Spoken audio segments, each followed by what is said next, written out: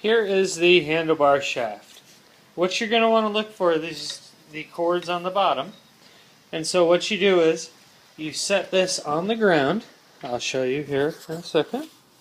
You set it on the ground like this, and then you hold these two wires out like this, and then you can rest it like that. Once you have it in this position, now is your time to connect your wires. These are color-coded, straightforward connections.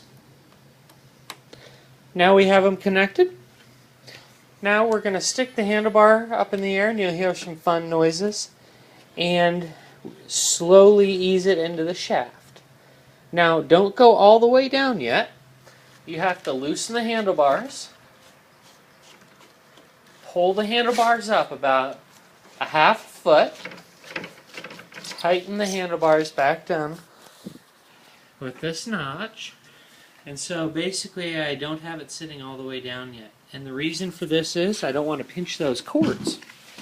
So now I'm going to line my handlebar up and push it down into place. So now everything lines up. And then I'm going to take a 5mm, let me see if I can turn this around for you, 5mm Allen wrench. Everyone usually has one in their garage.